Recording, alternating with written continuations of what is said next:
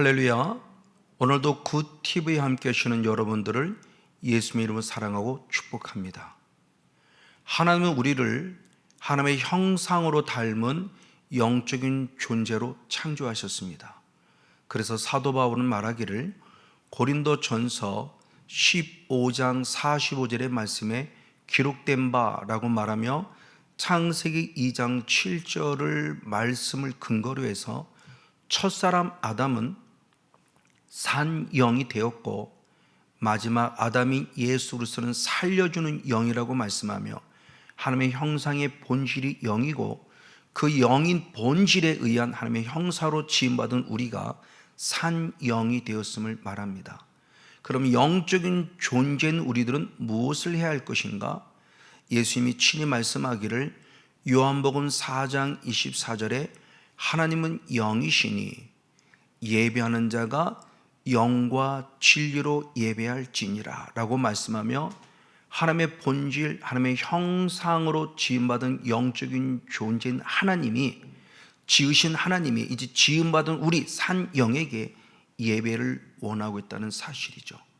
그래서 오늘부터 몇 주 전부터 예배에 대한 정의를 생각하며 그러면 예배는 무엇인가 된 부분을 출애굽의 가정수도 기록된 말씀을 통해 살펴보니 첫 번째로 출애굽기 4장 31절 말씀에 여호와를 경배하였더라 라고 말하며 머리 숙여 여호와를 경배한 바로 진정한 예배의 개념을 말합니다. 근데 그 경배하다는 예배가 샤하라는 원어인데 샤라는 원어가 갖는 뜻은 절하다는 뜻을 갖고 있습니다. 그 절하기 위해서는 내가 땅에 엎드려야 되고 땅에 엎드려 무릎을 꿇어야 되고 그리고 머리를 숙여야만 합니다. 이 행동이 따라오는데 이렇게 땅에 엎드려 무릎을 꿇고 머리를 숙인다고 하는 것은 회개할 때 또한 우리에게 요구하는 자세이기도 합니다. 그래서 욥과 같은 경우는 욥기서 1장 20절의 말씀에 당신의 자녀 10명이 죽었다는 이야기를 들었을 때 그는 옷을 찢으며 머리를 밀고 땅에 엎드려 하나님을 경배했다라고 표현해요. 그때 똑같이 샤합니다. 여기서 경배했다는 것은 하나님을 높여 찬양했다는 의미도 있지만 회개자의 모습을 보여주기도 합니다. 그러므로 결국 경배한다는 샤하가 갖는 뜻은 내가 철저히 낮아지는데 죄인임을 인정하고 철저히 낮아져서 하나님께 회개하는 심령으로 예배를 드려 높여 찬양하는 것이 경배 예배의 의미가 있다는 것을 살펴보게 됩니다.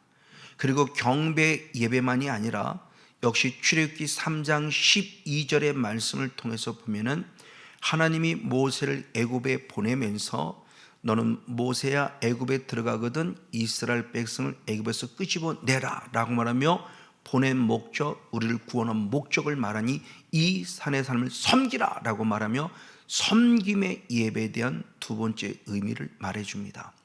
이 섬김의 예배라는 원어는 아바드라는 원어인데 아바드라는 원어가 갖는 뜻은 일하다 또는 봉사하다 또는 시중을 둘다라는 뜻을 가지고 있습니다. 즉 경배의 예배는 내가 죄인임을 인정하며 낮아지는 것이라 한다면 섬김의 예배는 내 몸과 삶을 통해서 하나님께 직접적으로 봉사, 충성하는 헌신을 요구하는 예배임을 알게 됩니다. 그럼 어떻게 내 몸이 주께 헌신할 수 있을까요? 성령을 받아야만 합니다. 그래서 로마서 12장 1절 말씀에 너희 몸을 하나님이 기뻐하는 거룩한 산 제사, 산 제물로 드리라 이것이 너희 영적 예배니라 그랬을 때 그 마지막 예배를 말하는 원어가 라트레이아라는 원어인데 원어가 섬김입니다. 그래서 킹제임스 흠정역 번역본 같은 경우에는 영적 예배를 합당한 섬김이다 라고 직접적으로 직역했습니다. 그런 그 몸이 섬김이 되려면 성령을 받아야 되는데 어떻게 성령을 받느냐? 경배 예배를 통해서 철저히 회개함으로 죄 사함 받고 성령을 받는 것이죠. 그래서 사도행전 2장 38절의 말씀에 회개하라 죄 사함 받을 것이고 성령을 선물로 받으리라 표현했습니다. 그 성령을 힘입어 내가 하나님께 드려져야 되는 것이죠. 그래서 빌립보서 3장 3절 말씀에 말씀하셨을 때 영적인 할례당이 누구냐? 성령으로 봉사하는 자 그랬어요. 그리고 예수님만을 자랑하는 자, 육신을 신뢰하지 아니하는 자. 그때 성령으로 봉사한다는 그 봉사가 바로 라트레이아라는 동사인 라투류오입니다. 그래서 성령을 힘입어 봉사하는 자가 되었다는 거죠. 그래서 구약 성경에도 민수기 8장 11절 말씀에 나 자신의 모습을 레위 지파 하나님께 드려져야 되는데 하나님께 드릴 때 여호와께 봉사하기 위해서 하나님께 드려진 삶을 요구합니다. 그 봉사가 똑같이 아바드라는 원어입니다. 그래서 세번역 성경 같은 경우에는 바로 여호와를 섬기는 일을 하게 하기 위해서 레위 지파를 세웠다고 말하며 우리들의 삶이 경배의 예배가 됐으면 성령을 선물로 받아서 섬김의 예배가 될 것을 말씀하고 있어요. 그리고 세 번째로 희생의 예배가 있으니 바로 출애굽기 3장 18절에 말씀하고 있습니다. 여호와께 희생을 드리러 사흘 길을 광야로 간다 말하고 있습니다. 이 말씀의 배경은 조금 전에 말씀드린 출애굽기 3장 12절에 하나님을 섬긴다는 목적을 가지고 있죠. 하나님께서 모세를 보낼 때 나를 섬기게 하려고 너를 보내니 이스라엘 빼서 애굽에서 끄집어 내라는 겁니다. 근데 이 말씀을 가지고 이 명령을 가지고 이제 모세가 바로를 찾아가서 말할 때 너희는 우리를 놓아줘야만 한다. 왜? 여호와께 희생을 드리러 가야만 하기 때문이다라고 말하며 섬기기 위해서는 어떻게 되느냐?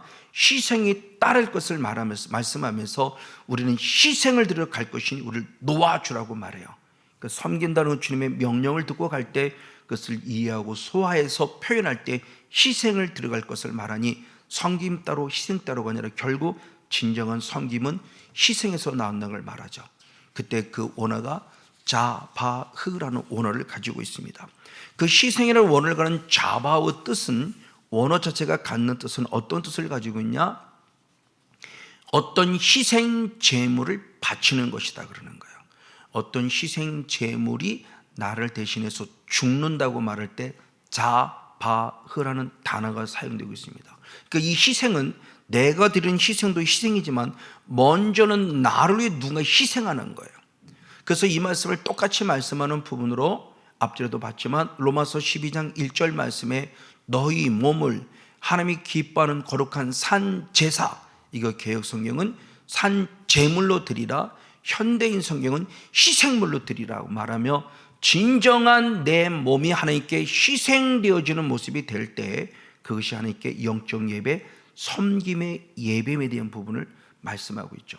그때 원어가 희생 산 제물이 제사가 뒤쉬아라는 원어인데 그 뜻 원어도 역시 희생 제물이 죽어지다, 희생 제물을 바치다는 뜻을 동일하게 가지고 있습니다. 그럼 이렇게 희생이 되어졌을 때 가장 먼저는 무슨 문제를 해결한 희생이 필요하냐? 죄의 문제를 해결한 희생이 필요합니다. 그래서 레위기에 5가지 제사법을 가지고 있는데 번제라는 제사, 그리고 속죄제라는 제사, 속건제라는 제사가 있으니 그것은 우리의 죄의 문제를 해결한 희생 제물이 필요함을 말씀합니다.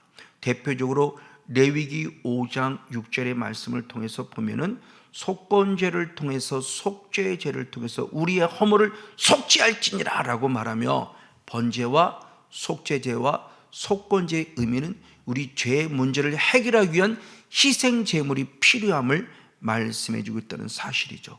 이것을 지금 우리들이 적용시켜 보니 구약에는 양이 염소가 희생되었다면 이제 신약에 들어서는 예수 그리스도가 우리를 위해서 희생한 십자가에 죽으셨다는 거죠.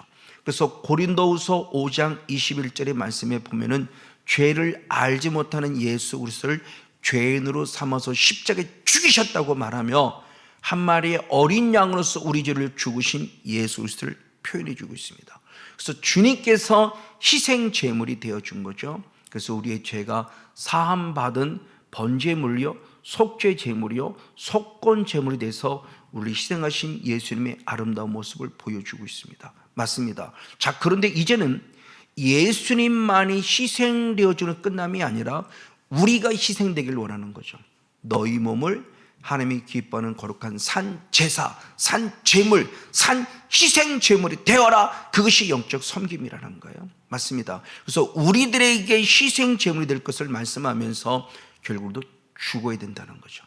예수님의 죽으심으로는 끝남이 아니라 우리에게도 요구하고 있으니, 사도 바울은 갈라디아 2장 20절의 말씀에 내가 그리스도와 함께 십자가에 못 박혔다, 나도 십자가에서 죽었다라고 표현해요. 맞습니다. 이 죽었다고 하는 것은 결국 무엇이 죽는 거냐? 우리의 옛사람.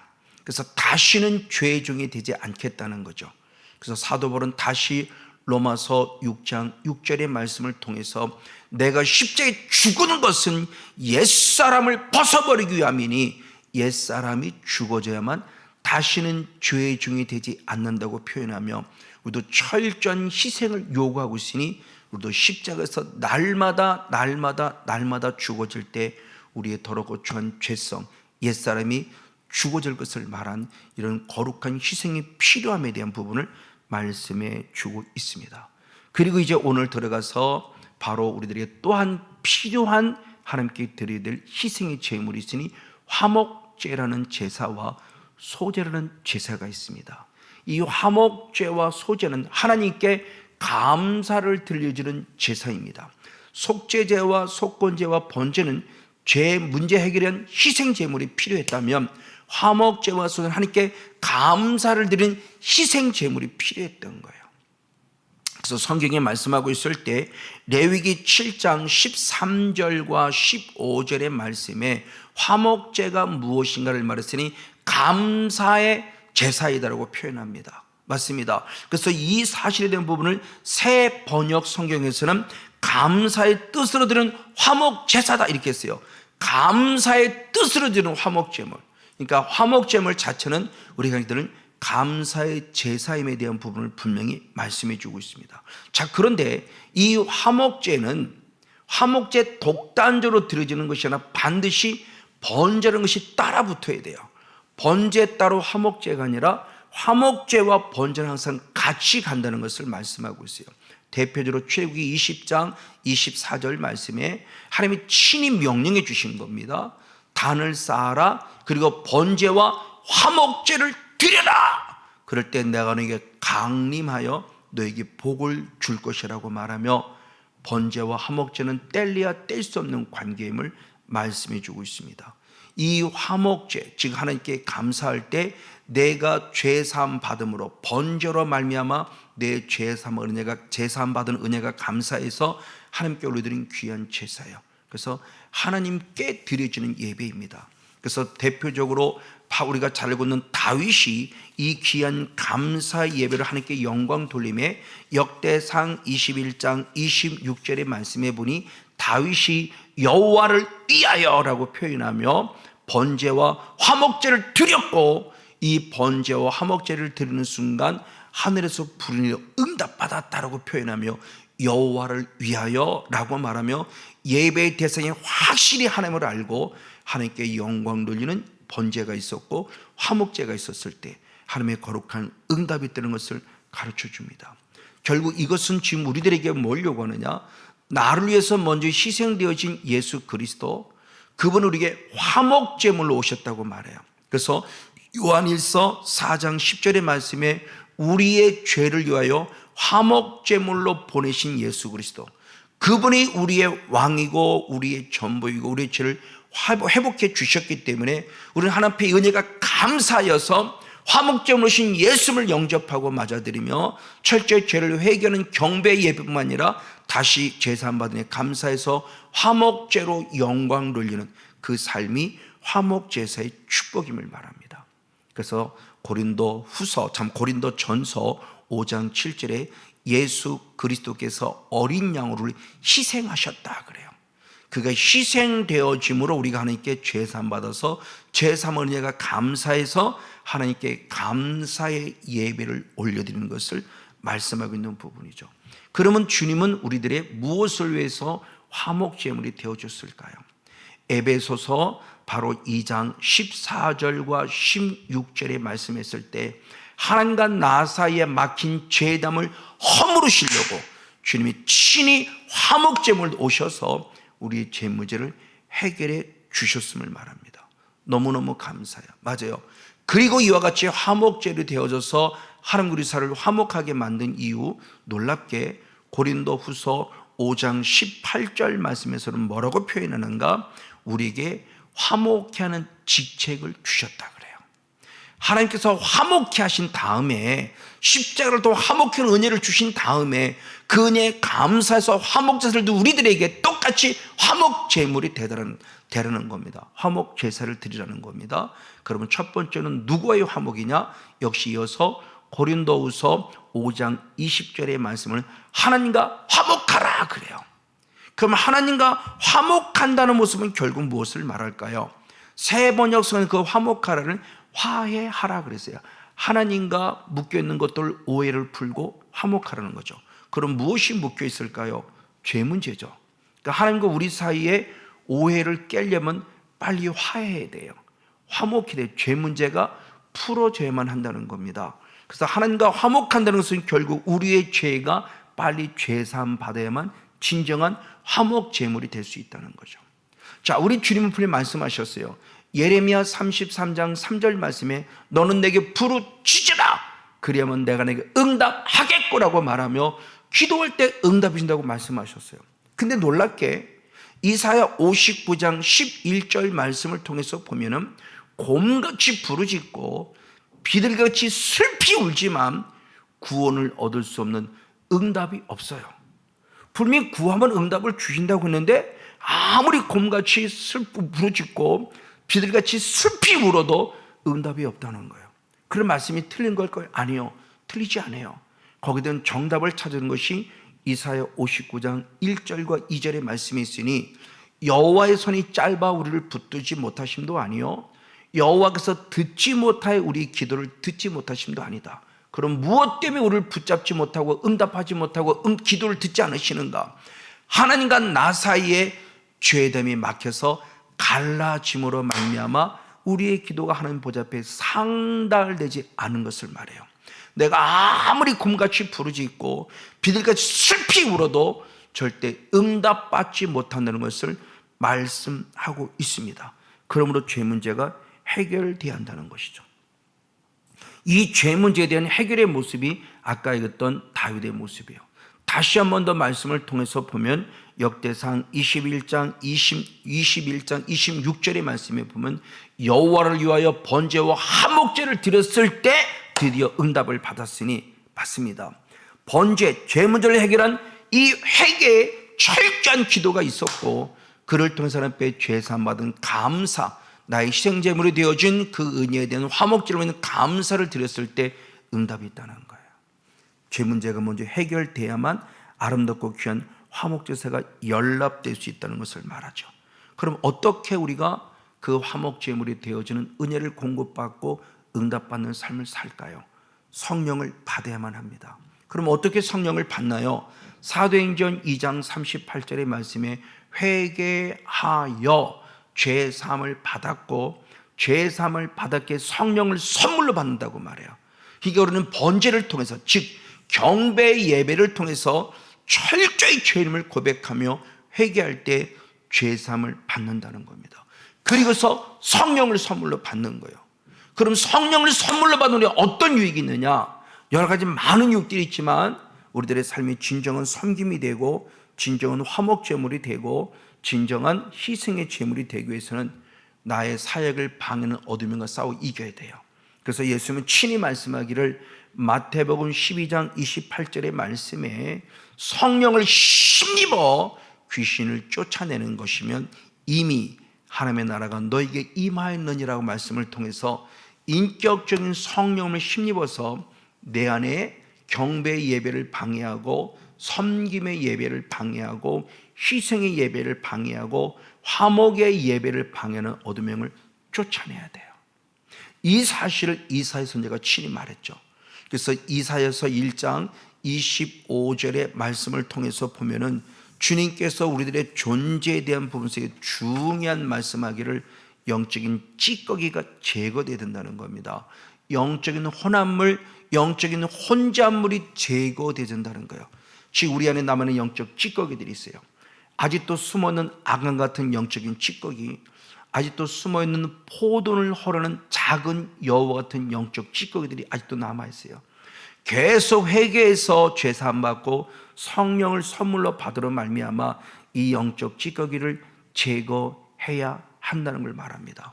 그럼 제거될 때 어떤 축복이 우리에게 있느냐? 이어서 이사야 1장 26절의 말씀에 보니 처음과 같이 회복된다 그래요. 즉 우리는 영적 찌꺼기가 제거될 때만이 처음같이 회복됩니다. 원위치로 돌아간다는 겁니다. 그때 예루살렘을 주님께서 의의 성읍이고 신실한 성읍이라 인정해 준다는 거예요.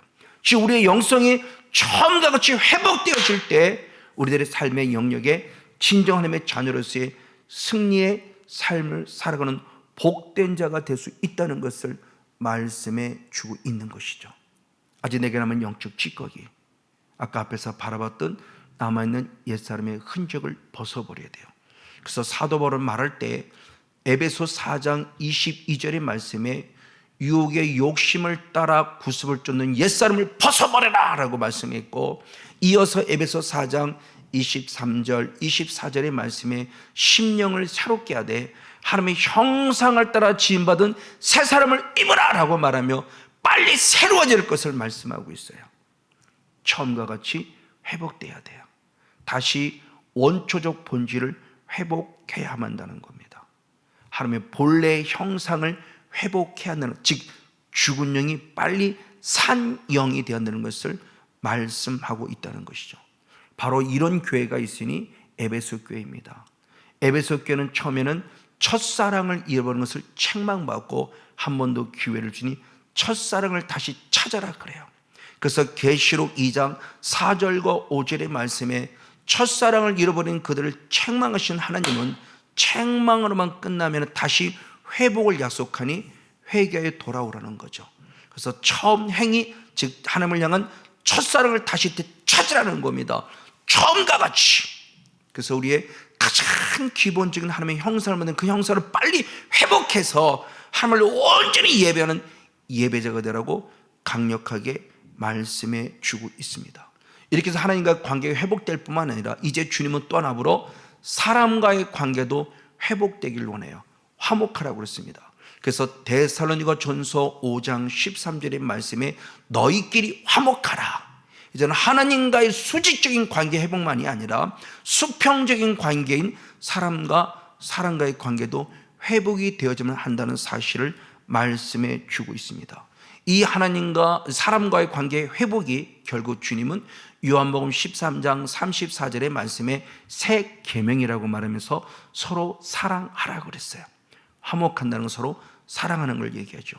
묶여있는 관계를 풀어주고 용서해주고 새로 회복될 것을 말씀하고 있는 거예요. 맞아요.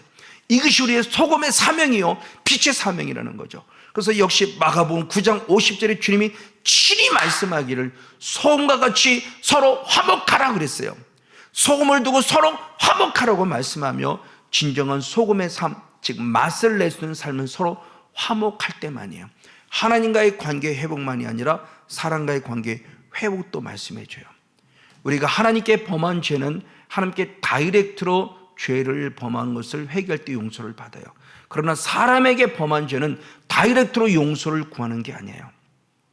옛날에 미량이라는 영화와 요새 더 글로리라고 하는 넷플릭스에 나오는 그런 영화들을 보면 목사님의 딸이 그랬다고 그랬죠. 나 회개해서 나 그건 천국 가. 아니요, 잘못된 가르침이에요. 사람에게 범한 죄는 우리가 우리에게 죄를 사준 것이 우리 죄를 사해달라고 말하며 내가 그분을 찾아가 용서를 구하고 용서를 구한 다음에 하나님께서 용서를 할 때 그 죄가 사함받아요. 잘못 가르침 받지 마십시오. 이게 사람과의 화목의 요소를 추구합니다.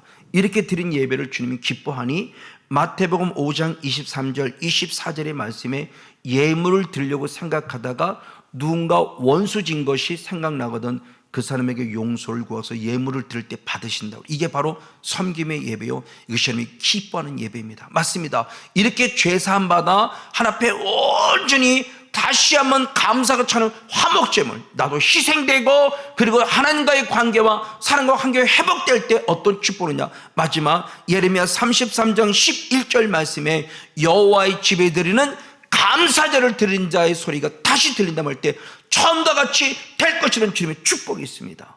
이 시간 저희들 예배가 온전히 감사 예배로 찬양을 홀로 넘쳐서 하나님 관계도 회복되고 사랑과의 관계 회복되며 다시 처음같이 회복되는 축복의 주인공, 예배의 성공자 우리 모두가 되어지기를 예수님의 이름으로 간절히 축복하고 축원을 드립니다.